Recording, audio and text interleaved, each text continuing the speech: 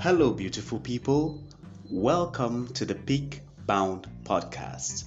Meet your hosts, two passionate and driven young Africans, Awa from Cameroon and Amina from Kenya. On this podcast, our focus is on storytelling, early career success from the perspective of a diverse set of young professionals from all walks of life. Tune in to conversations on unique work experiences and hear about the value of creating meaningful connections that foster personal and professional growth. Get ready for a journey that will ignite your curiosity, motivate, and empower you to create impact in your life and community. Don't forget to follow us on Facebook and LinkedIn at Peak Bound, that is Peak-Bound Podcast. And on X at Peakbound Podcast, that's Peakbound PODCST.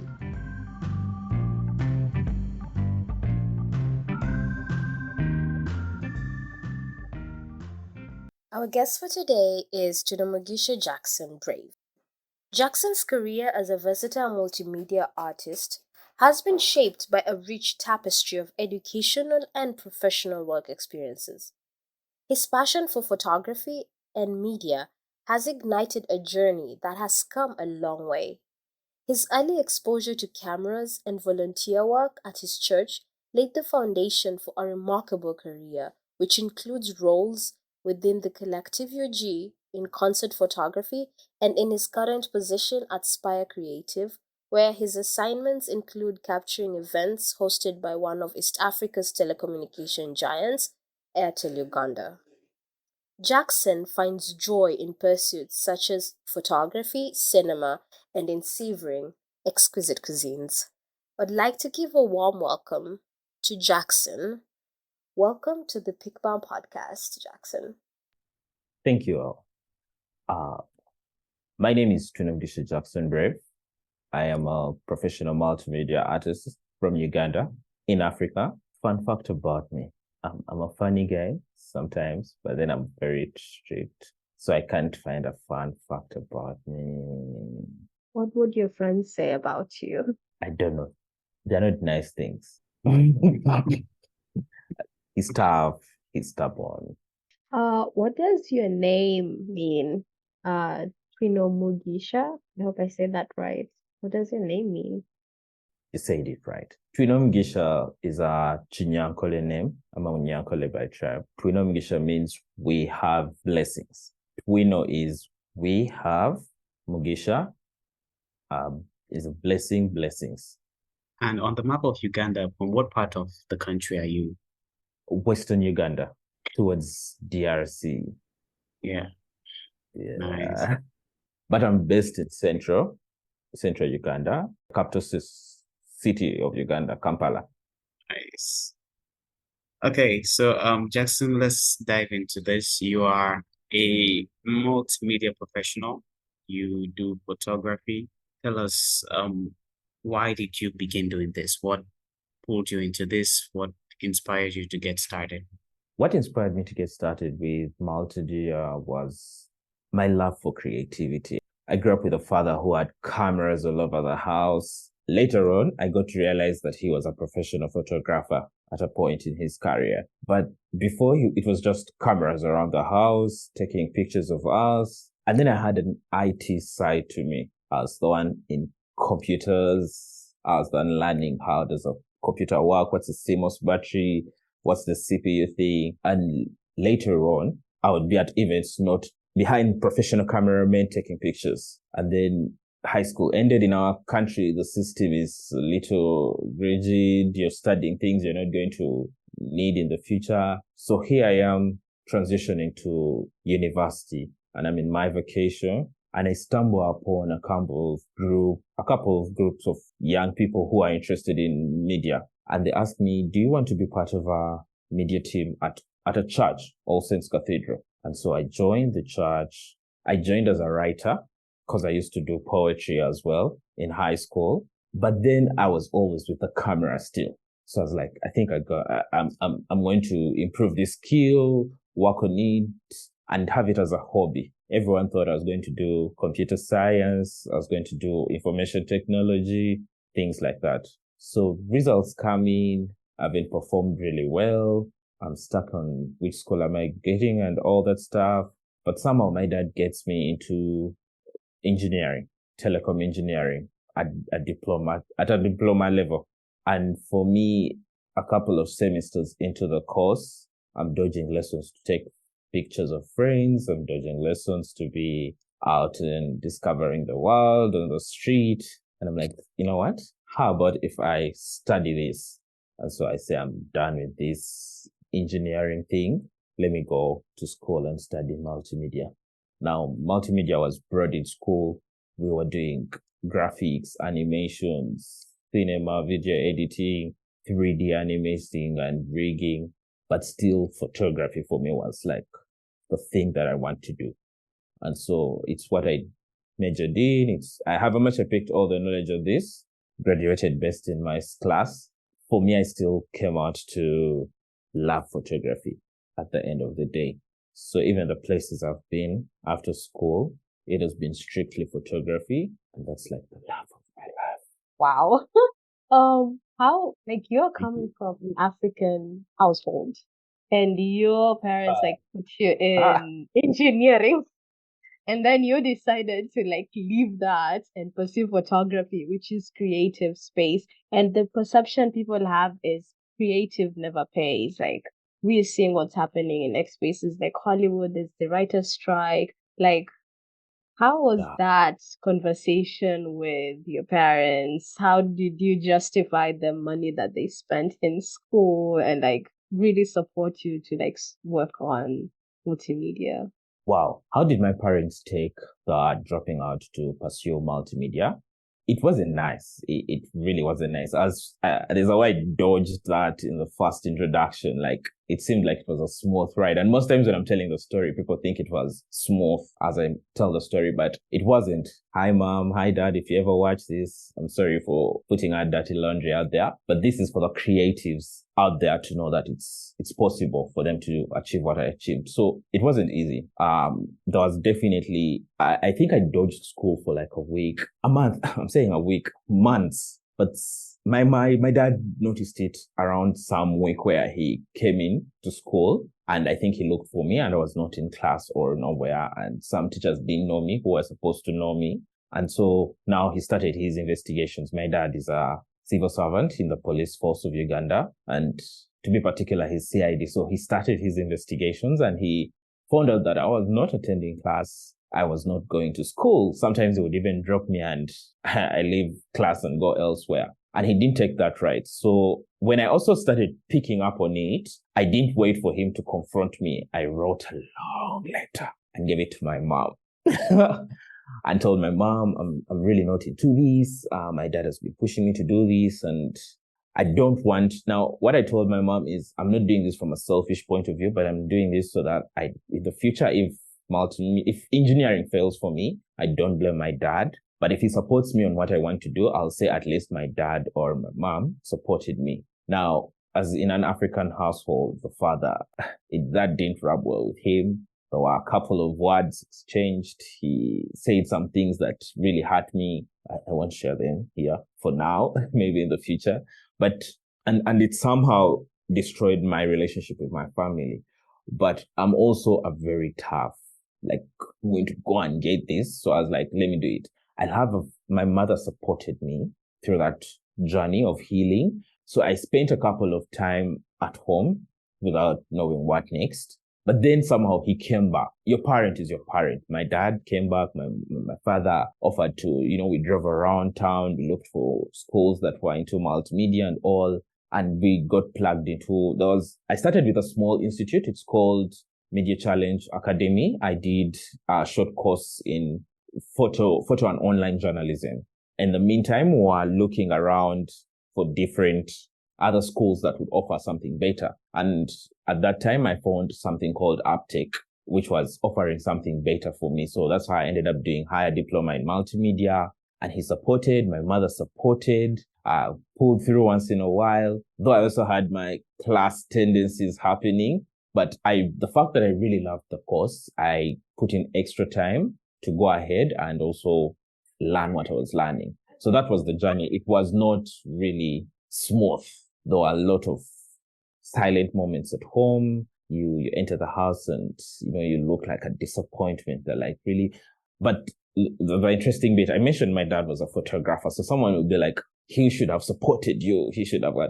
But from his experience, he thought there was no, like the time has changed. The people those days didn't earn as much as photographers are earning these days, sorry. So for him, he thought it was that. And then also he thought I was getting into journalism. And there's a way journalists are labeled in Uganda. They're always after bad news and what. And I don't identify myself as a journalist. Like you'll find me shooting an event and they're journalists. And I'll tell them I'm not a journalist. I am a photographer. I am a lifestyle photographer. I'm here to capture the lifestyle of what is happening, and it's strictly that. I'm like goosebumps right now. Thank you so much for your vulnerability, sharing that experience with us. I know it's really hard sometimes to talk about stuff that happens, at home. And thank you so much for being vulnerable and sharing that. It's like a testament of who you are right now and everything you've accomplished. So thank you. And I'm sure a lot of us really connect to, the struggle of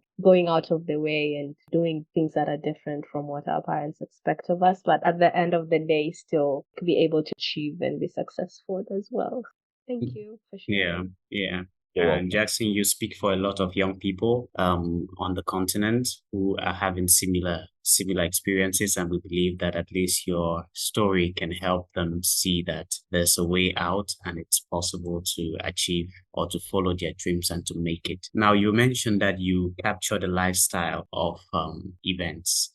Doing photo shoots, there's this post you made on your Instagram account where you say it's very important for you doing a photo shoot to know the story of your client. Now, why is it important? Let us know what about their story improves the photo shoot or contributes to the photo shoot, and how do you go about knowing about their story?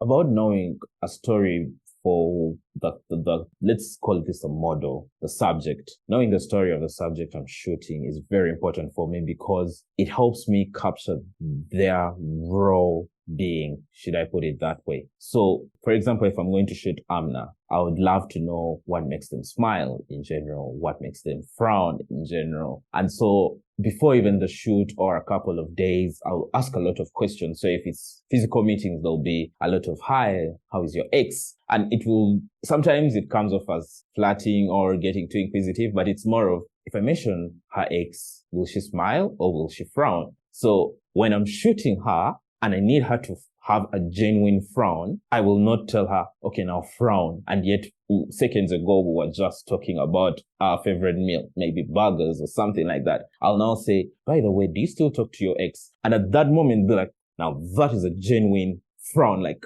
really? And I'll snap that. And I wouldn't know that if I don't know who they are as an individual before the shoot. So most of the people I approach now, my Instagram, a disclaimer, my Instagram is full of mostly personal projects. Like I woke up and a friend visited me at home, or I saw someone on the internet and I was like, hey, can I do a shoot for you? Most client pictures are copyright, which is the client has paid for all of them. So I give them to them. I put some on my Instagram, but they're very few. 80% of my Instagram is just me and my friends, mostly the portraits, me and my friends at home at a different space, or I've gone for a concert and I had carried my camera. And so that is a process. Even before a concert, I would listen to songs of the artists and I'll say, okay, this is like the popular song. So the crowd will be wild at this moment, or the artist will be wild at this moment, or I'll watch their previous performances and say, okay, he jumps like this, he uses his stage like this. So I'll find myself positioning myself in different angles for different songs because maybe I want to get his interaction with the crowd with the song, or I just want to get him expressing himself through the song. So that's why the story is very important before the shoot. Yeah, awesome. Thank you Thank you, Jackson. Thank you for sharing that. That's really interesting that you have that perspective, because you're not only after a hey smile or hey frown right now for this picture, you're actually after the genuine emotion, and that's remarkable. So about you, your Instagram account is full of your projects, of your personal projects. Tell us, what is the most remarkable or the most memorable project that you've done so far, and why is that? Quite a couple. Go ahead. I can't pin to one particular one, but on my Instagram recently, there's a shoot with newspapers and a girl holding a kitten. I'm a cat dad. I love cats so much. So much. So she had picked a kitten from home and she wanted to do a couple of portraits of the kitten. And it was not planned at all, but the whole lighting and final look for it was nice. But also I professionally do photography for a company called Spire Creative and Consultancy. It's a brand agency in Uganda. And for it, it has put me as a photographer for Airtel Uganda.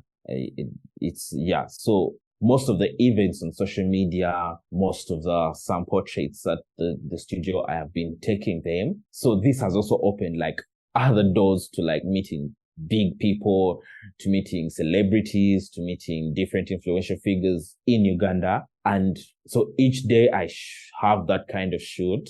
It's amazing. But my most memorable, I think, one of my greatest will be the one I shot yesterday as per recording of this video. I don't know, by the time this video is out, maybe they'll be out and we show them to the people. Yesterday, I got a new look, a new signature and a new logo. It went around in my status and I happened to be somewhere next to Lake Victoria and the sky was beautiful. So I'm going to do my very first collection, sort of frames and prints and a small booklet, a photo book that will be out for a small amount of money. We'll see about how that goes. But it will be like launching me into this space of curating and, working with photography as an art instead of someone just buying a random picture by the street that is framed.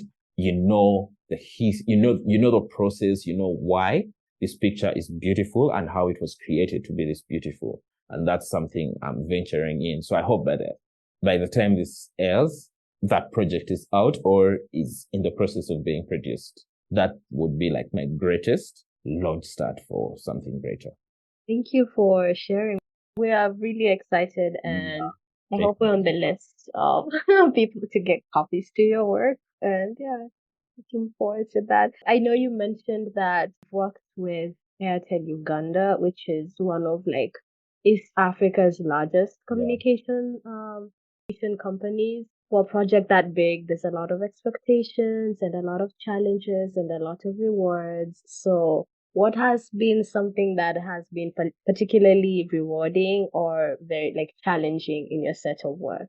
So as I said, for most of my work has been like private work, just me and my friends. And I'm not so good with people, with social skills. And that from a personal point of view has been challenging, trying to shift from I don't direct, I don't give direction, just keep pausing to, no, let's arrange this, let's do this. But then also working with different equipment, you go to an event with a particular lens. And when you reach there, now, you need to employ people's skills to tell people we can't have this picture taken from here. And you're talking now to like managing directors, people who are not really, who want time, can take the picture, and here I am trying to match my creativity with work to come together. I need a good picture because people will know Jackson took this picture. And then if it doesn't turn out good, they'll be like, what happened? So now I have to talk to the people, but then also figure out how to create the best from what I have. And it has been a great learning curve. There are days when it's really down and the picture comes out and I'm like, I wish people don't ask. But then there'll be that one friend who'll be like, I was going through the page and did you take this picture? I'm like, no. But then there are great days where someone's like, man, that picture was dope. How did you do that? So that also keeps me moving. Like there'll be good days and there'll be bad days, but how can I make the best of each? Wow, that's just incredible, Jackson. That's just incredible, and lovely to see how you're not letting yourself be carried away by the frustration of maybe having people who may not have the patience to let you let your creativity speak, and also putting out time or seeing it as a learning opportunity to take those events that don't turn out as you may prefer it to. It's a learning opportunity. That's absolutely incredible, and thank you for sharing that. Welcome. So yeah, so now how do your personal interests, right, like photography, movies, maybe other things, how do those complement your professional life? Of course, photography already is your professional life, but what about other personal interests that you have? How do those complement or contribute to your professional life? How do my personal hobbies contribute to my professional life? For me, I look at everything from a creative angle. Even when I'm watching movies, I'm looking out for like lighting, the framing. The people who watch movies with me sometimes are like, but really, really, yeah, we saw that. It's a nice thing. And then I'm like, no, guys, did you really see it? And then I have to rewind. Like cinemas should introduce that feature for like specific people. But the movies section does that. I love chilling and eating. Guys, I love food and chilling. But that's more of rest. Rest, get creative. You can't always be shooting.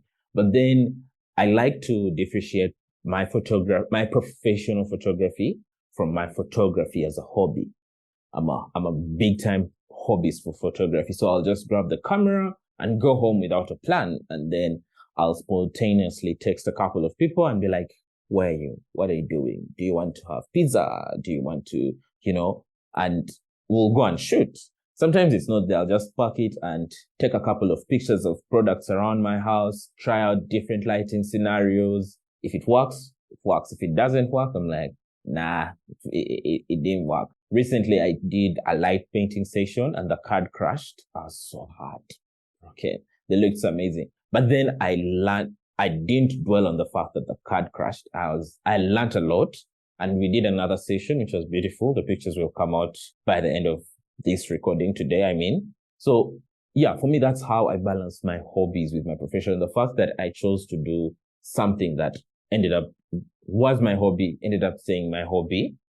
There is a difference, definitely, but then it helps me get my professional side of photography much better. Jackson, I wish I really had friends like you who would call me for a free photo shoot every once in a while. You're welcome. Yeah, but I'm glad. It's just a bus drive away. I'm glad we have already met right now, because who knows what the future holds. Now, talking about movies, have you ever seen anything in a movie that has inspired you in your photography and that you've used in one way or another? So Quentin Tarantino is like the godfather of cinematography. Everywhere you go, shoot like Quentin Tarantino. But for me, it's his lighting. I love cinematography. Definitely the basis of cinematography is photography, because we're dealing with frames that are moving. But having to capture that in one shot, you look at the set scenes of movies like Pulp Fiction, and the lighting is great. It is not what it is, but it has been modified to look that way, There's that joke that goes around in the cinema world, that different countries look different. Some countries are cold, some countries are warm. And yet when you go there, it's all the same. You're like, so what are the movies trying to do? Because they put that in our heads that America is this bright looking place. And then when they come to Africa, it's like all dusty and warm and, crowded. The ability to tell those stories inspires me. I would want to create something like that. So the movies, I pick out mostly the composition, someone to the left, to the right, center, what does it mean, for the viewer who is watching, and more importantly, lighting. Like lighting is very key. How can I get to achieve a lighting that tells a story? Thank you for sharing that with us. It's really interesting that you mentioned how in photography they kind of like influence the way we look at things, or like in movies, sorry, they influence the way we see things, because that's the thing. Like we are the generation that will change like the narrative of how like Africa is looked at. We get to tell the stories of our homeland and like our spaces, rather than having people coming in from outside and like totally distorting what we love and really value. So thank you for sharing. So let's jump into the topic of personal relationships and how they like relate to your professional life. So, who are some of the individuals in your life that have had a very significant influence on your career choices and growth? I know you mentioned your dad with his love of cameras, bringing that up, but then no one in your family went through like multimedia, right? You're the first. So who are the people who have been helping you like shape this career and like really grow and like build you? Okay. So from the very start, a gentleman called John Curry. My career has been shaped by a couple of individuals. John Curry, at the start, he called me to join the multimedia team at All Saints Cathedral, and he let me experiment with all the equipment that was available at that time. And so I had the camera on me, I could go home with it, and however much he wasn't really key on like frontline photography, but he would send me like YouTube tutorials and all. And with all that self-teaching that was happening in that period, I got into it and I picked interest with a guy called Aaron Kajumba. Now, Aaron Kajumba at that time was in Uganda. Right now, he's a pastor at Calvary Chapel. I think it's in the States. But when he was still in Uganda, he picked me up and someone came to the office where I was and was like, Aaron Kajumba is looking for you. And I'm like, who? Not like who, I don't know who that is, but I'm like, why would Aaron Kajumba be looking for me? Like, I'm double tapping this guy's pictures. I'm listening to people talk about him. He's so great. And here he is looking for me. And then when I go to him, he actually tells me there's this mentorship thing with this company. I would love you to come on board. I'll be taking you under this whole teaching and mentorship thing. And for me, that was like one of the things of, I'm going to do this. So he picked me up. I did mentorship with the company then called Bart's Beard. Amazing individuals. I met a couple of individuals who, polished up my journey. And then I left Bart's Beard. He left the country. And then I joined the Collective UG. The Collective UG is a group of youth who are creating purpose for Christian youth in Uganda, and the leader is called Nelson Mohere. Nelson Mohere is a man of great wisdom, not just in theology and Christianity, but in life and the creative arts and all. And he picked me up, and also he gave me access to all this equipment and knowledge, a lot of knowledge. So I was most of my time was at the Collective, even through my entire time at school. I would go to school and then go to the Collective, sit down, listen to him, improve my spirituality and improve as well, my skill as a photographer and how to position myself as a Christian photographer in this industry, because it's really a messy industry out here. And then I didn't leave Collective, but I got an opportunity to work somewhere else. So my time with Collective stopped, but then also my current boss is Edgar Kwesiga. He's equipped with the skill. He has been in the industry for quite a while. And so they are sharing insights on how to approach, like the whole balancing me being an introvert and my social skills are not that good to being a photographer and, getting out there and putting myself out there. And I can say there's quite a transition. It's not so big, but it's very, what should I say? It's substantial. It's going to help me create something bigger with due time. So these couple of individuals I've mentioned some have come in and left. Some are still around. Over the journey, you meet a couple of friends who inspire you. I can't mention all of them, but there was a Kampala photo walk I did with some friend called Leon Okello. It was so small because we were all starters, but I can tell you that the people we did the walk with, I have a friend called Cyrus, I have a friend called Edgar. Right now, they are so big, like they're doing major things, Edgar just got global head of content, global head of content for some chess organization. For me, that was a big achievement. I told him, man, if we told each other these things when we were doing that work, we would laugh at each other, man, because we're seeing guys in the industry doing big things bigger than us. But now we are in positions that are able to create and influence the creative style and industry in Uganda. And for me, that's key. Wow, that's incredible. So many great people that you've been around, Jackson, who've really been inspirational to you. Now, you mentioned that you were spending time at Collective while you were in school. And most young people focus on their academics purely, right? They want to keep all their heads in their books. Very few indulge in extracurricular activities, and very few indulge in building skills out of their maybe professional domain. What would you recommend for young Africans to do? What would I recommend for a young African student? Find the balance.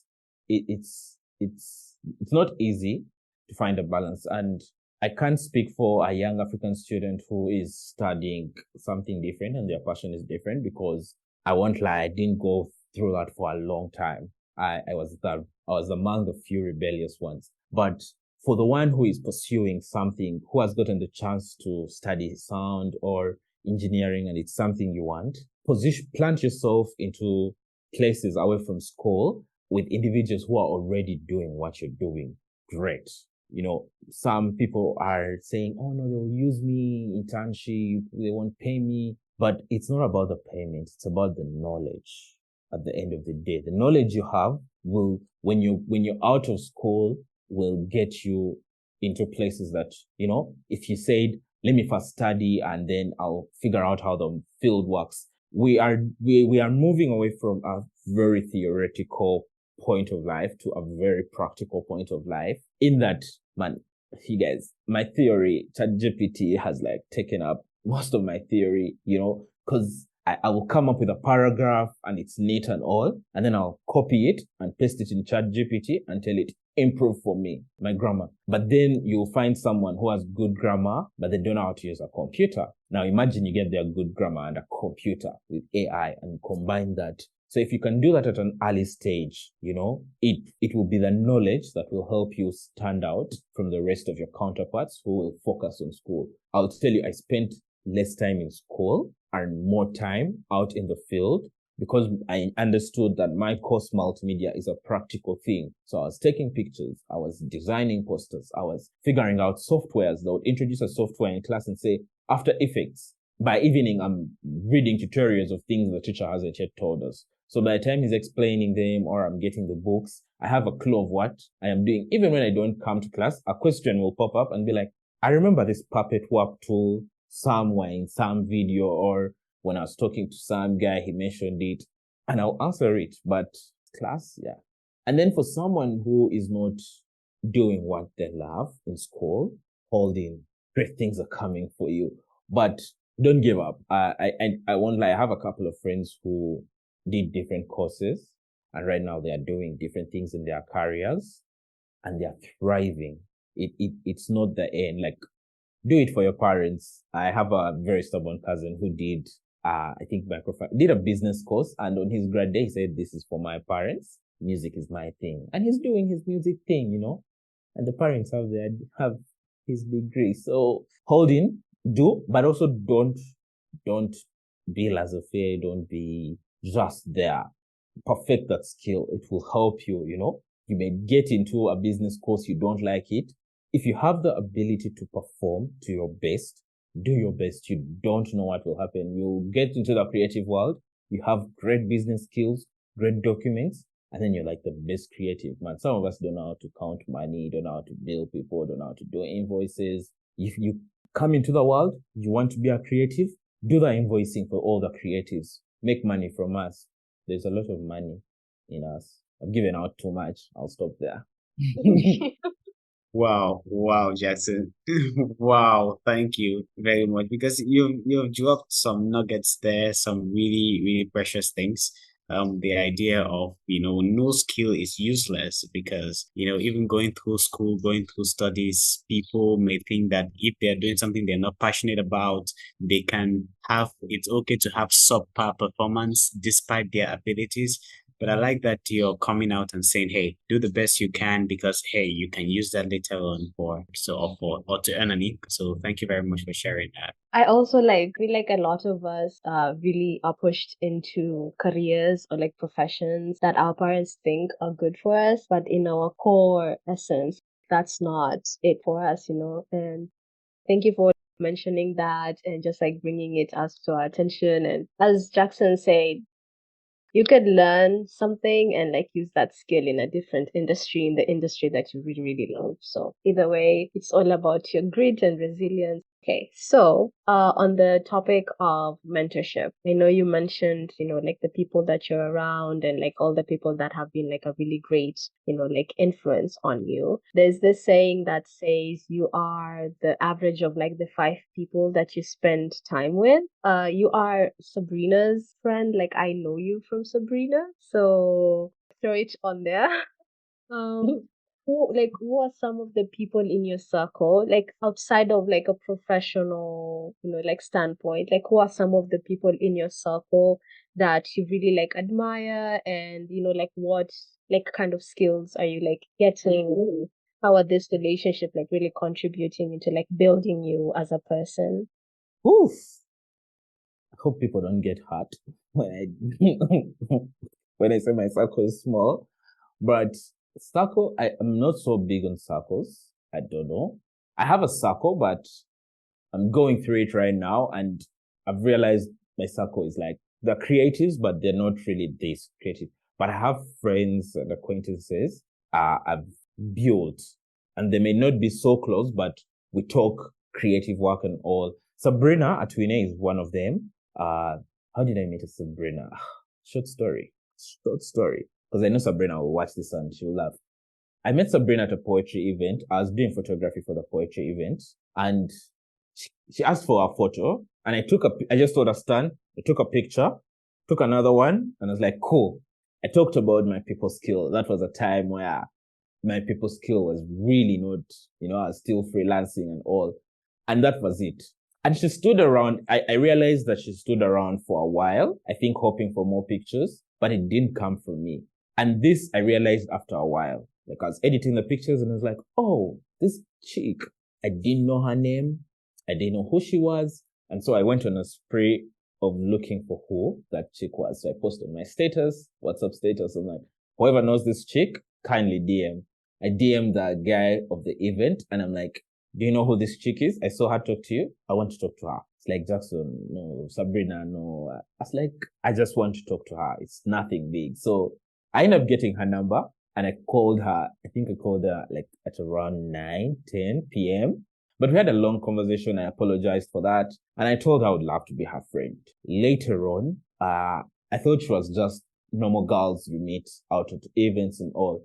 Her mind, her ideas, we sit down, we fight a lot, but then when we start talking about freelancing, IT, creatives, she opens up my mind to think differently from how I've been thinking and how to establish myself. And at her age, being able to run all these different projects in Uganda, traveling the globe to represent us, for me, she really takes great thoughts for me as a friend. But then I have a friend called Joel Mesigwa. I have another friend called Jerry Chaligonza, and John. We are the J's, as someone calls us. Yeah, somehow we have worked on certain projects together, and seeing these guys share ideas, share minds, and seeing their creative processes for me inspires me. They are now in different places, but as creatives. And, one strength is in cinematography, the other one's strength is in lighting, and having them come together, for me, when they call me, it's photography behind the scenes, but seeing that Jerry's doing amazing lighting, that is complementing my photography, complementing John and Joel's cinematography. Interesting couple of friends. Okay. Yeah. But, and also because we are a bunch of individuals, shockingly, who came from the collective UOG. We were mentored under that hub. So for me, that's where you'll find most of my friends that I picked through. All Saints also had a couple of them, but profoundly it's those. But then I have another sect of friends I don't interact frequently with. As I mentioned, Edgar, he does amazing photography. We have a great photographer called Pictures William Takes, and Nyaika. These guys are out here creating work daily that is inspiring. And I'm like, these guys are established. One is a doctor, like a medical doctor, but he's so passionate about photography. You guys should go and check him out. He's called Pictures William Takes. Like, and that for me is evidence that you can actually do one thing, and still be a creative. There's another friend of mine, who I happen to mentor.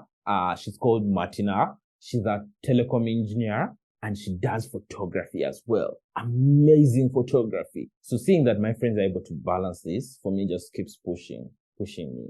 That's the circle I keep. If I've left out anyone, just know you're at part. So don't take it personal. Nice save, Jackson. Yeah.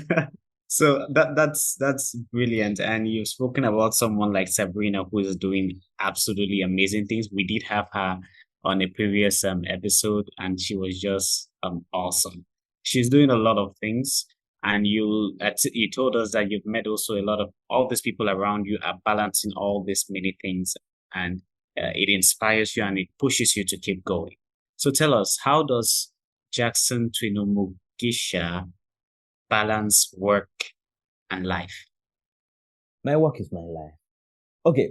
I mentioned earlier that I do photography as a hobby, as a hobbyist. So there's no much difference between work and life.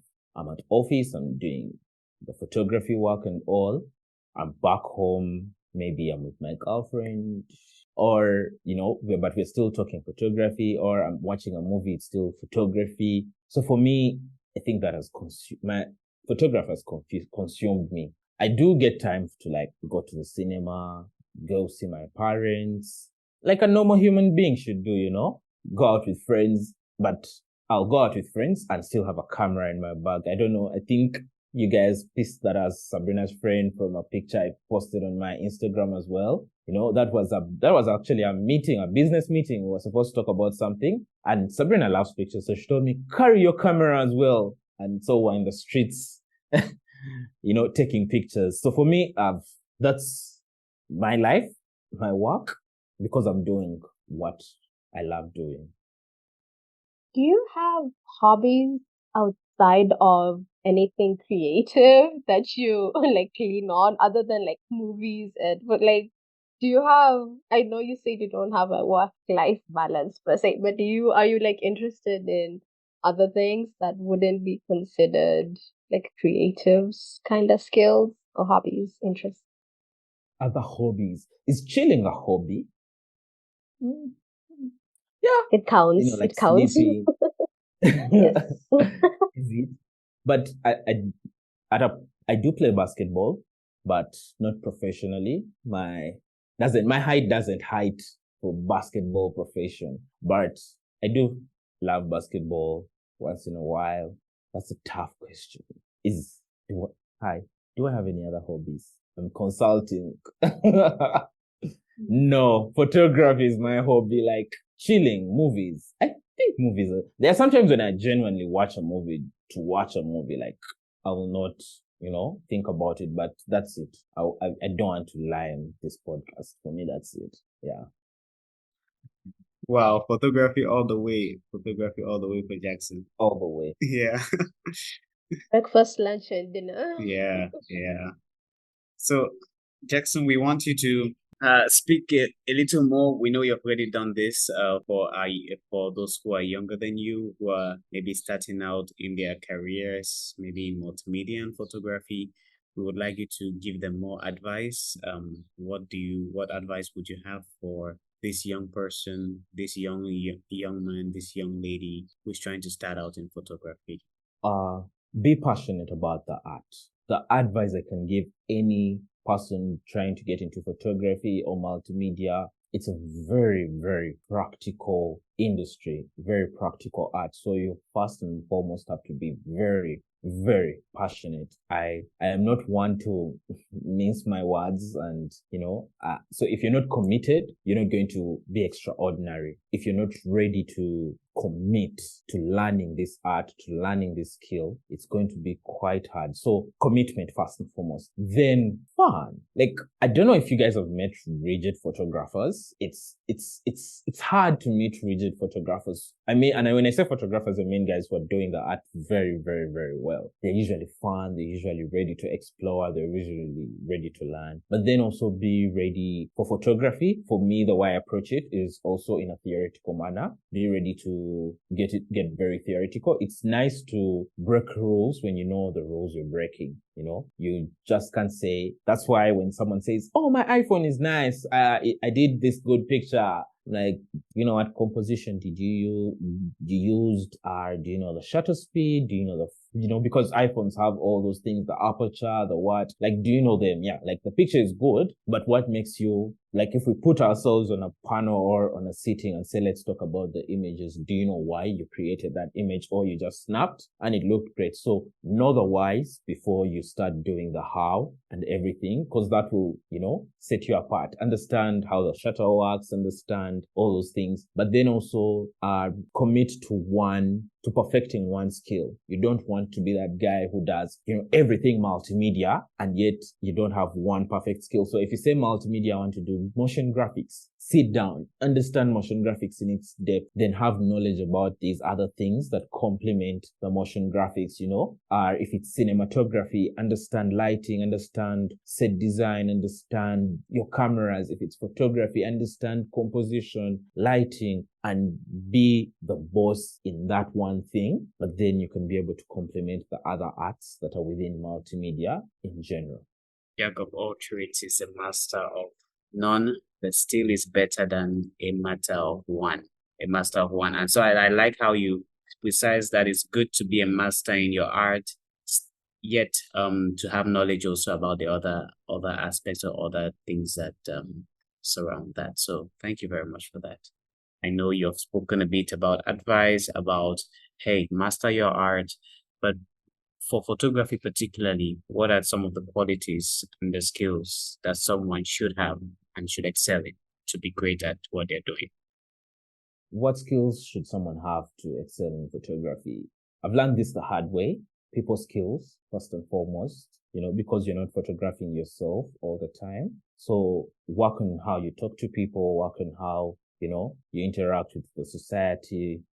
Most times you'll find creatives are introverts. I think that came from me being a poet at a point to now interacting with people and off the page. So it was hard for me, but it's something I would really encourage anyone, out there. I see the other photographers I've interacted with in the field. They smile at people, they rush to people. Hi, you look beautiful. They compliment them. And I'm over there. I'm like, I'll wait for you to move and smile, and I'll zoom in and take your picture. So people skills, our business skills are very, very key. If you can grab a short business course, learn how to bill your clients, learn how to create invoices. If you're looking at earning from photography, you definitely need these things. You need this kind of skill and knowledge, or be able to create quotations and talk to clients and pitch ideas. So work on your public speaking skills as well. But from me, those are the two great skills: business skills, people skills. Once you learn those and harness them, it will make you exceptional in this industry. You mentioned, like people skills, business skills, which I think is really something that is really helpful no matter what industry you end up in, because you still have to speak to clients, you still have to know how business is run, or else your money will get lost and you wouldn't know, like how to make the money, how to invest it, how to keep it. So thank you for sharing. Back to like photography and like latest trends, like the technology is ever evolving, like there's always new things coming up. How do you keep up with the latest trends? How do you know what to adopt and like what not to adopt? Like what's usually your strategy for like doing all these things in the ever evolving world of the multimedia industry? What am I doing to keep up with the trends in technology in the photography industry? I mentioned having knowledge about the skill itself, because the camera just there does not create the image. You get, so are you able to create? I usually, when the people I try teaching or speaking with, I tell them, are you able to create with every equipment that is put in front of you? Not a particular equipment. So individually, I am trying so much to learn the art behind, mostly the art behind making the cameras, how the camera operates and all. For me, that helps me adapt to whatever technology is coming, because new cameras come out every day, but you don't have the money to purchase the latest camera. So how can I make the most of what I have, at the moment? So I learn how to make the best of what I have. So if the good camera comes in, it's just a quick walk on water. So yeah, for me, that's it. So for me, it's equipping myself with very, very heavy skills and navigating. But AI is also there. So sometimes you can make pictures over the internet. I like that you mentioned AI, Jackson, because AI is literally changing and disrupting so many industries, and there's more it's going to do down the road. There's more it's going to do down the road. So tell me, with AI coming up and with many other things coming into play, where do you see your career and photography heading in the next 5 years? I'm not the guy fighting AI. For me, I believe AI has come to simplify life. We shouldn't fight it. We should just learn how to use it with what we're doing. It will definitely not replace me. For me, I'm a lifestyle photographer. So there's no way AI is going to come to an event happening today to take pictures, at that event, or it's not going to find the genuine smile for Amna or Sabrina, there is no way it's going to happen. So, but then AI is helping me in creating contracts, helping me in invoicing, creating quotations, or let's say I'm working on a concept, it's helping me build, the entire concept in just matters of seconds. So I'm saving a lot of time I would have spent on pen and paper to create this, to have more time to create great work. So embrace AI. Thank you. Thank you for sharing that. A lot of people are really scared of where AI is heading, but as you said, like humans are irreplaceable, and it's all about working with the tool rather than like fighting it. Thank you. It's really interesting to see how there's that correlation between AI and photography coming into play. So, on like stuff about projects, you mentioned, like the collection that you're like hoping to like create in the coming near future, where you're going to be developing, like prints, and like you could sell that. What is like other projects that you're really looking forward to achieving in the coming future? Clients you'd really love to work with? What projects would I love to work on in the future? My mind is always boiling with these different things that never come to fruition. So if I get to work for a government, would be dope, like shooting a president or something. That's just me putting in my CV or resume. But I would love to, my main thing is to build our school or our creative space that equips young creatives with the knowledge that I've learned over time, but also to change the industry standards of creatives in Uganda in particular, because we come from we are in a place where our parents, the boomers, do not understand what we are doing. All photographers are journalists. That needs to be scrapped away, but then also stand up for young creatives, because we see a lot of businesses take advantage of young creatives. They're not paying them. And this sometimes stems from creatives not knowing their worth as creatives, not knowing the worth of the work they're putting out there. So if I can create a space in the future that can cover all these topics, teach creatives, be able to be that one place where they will come, do collaborations, put out work, and earn from their work genuinely, it would be a project of my life. But then for the near future, next year, this year, it's just mostly creating such kind of work I mentioned earlier, the prints, the frames, the books, and put out the work out there. Really hoping that everything that you set out to do, you end up achieving, and it all comes to fruition. We all have those projects that never see the light of day, but it's something that we learn from and we build upon. So thank you for sharing that. Like, I believe in the core part of, this podcast. It's about sharing, it's about empowering each other, contributing to our communities, not only in our lives, but like for the people around us as well. So there's this exercise where I tell you to imagine that you are sitting next to yourself from 5 years ago with, the upheaval of stopping to go to school with your parents. What would you tell yourself? Know your worth. I'll tell me 5 years ago, I'll tell myself to know my worth, bill clients, a lot of money so that I can buy equipment. But also I would improve my people skills. 5 years ago, I would improve my people skills a lot. I would get out more frequently, meet people, get to talk and know how to navigate that kind of environment. But then above all, know my worth. I dealt with a lot of imposter syndrome for a long time, and it didn't work well with my creativity. So yeah, those are the two things I would tell my future self, my past self 5 years ago. Thank you very much, Jackson. This has been absolutely incredible and enriching. Part of the challenge for Amina and I is we're sometimes interviewing people whose domains we don't really master, and we are kind of scared sometimes. How is this interview going to go?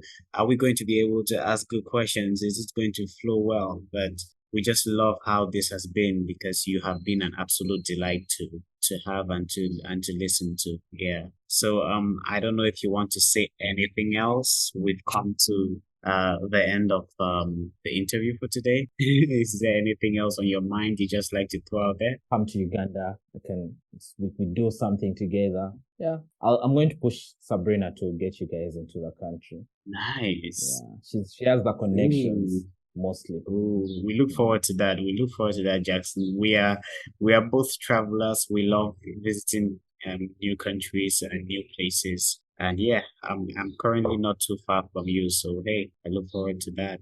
Yeah, Mina, anything you want to say? I just want to say thank you so much for joining us on this podcast. We both have like zero knowledge on multimedia. How is this gonna happen? But like, I am so grateful we took the chance. Our listeners, our viewers are definitely got nuggets and wisdom. You are dropping gems all through, and thank you so much. We really like honor and like appreciate the time you've spent with us. You sharing your story with us and with our audience is definitely something that is enriching and contributes to the impact that we set out to create. So thank you so much. It has been an absolute pleasure to have you with us today. Yes. Pleasure of mine.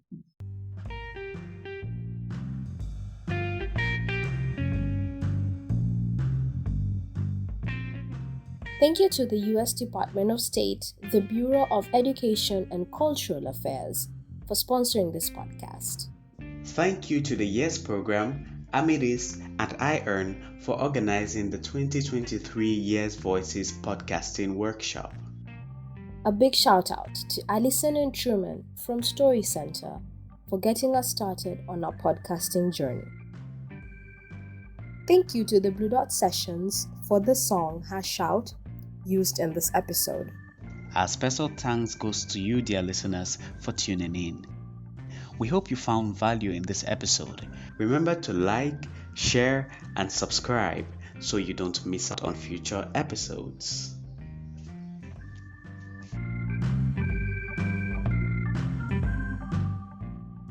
See you in the next episode.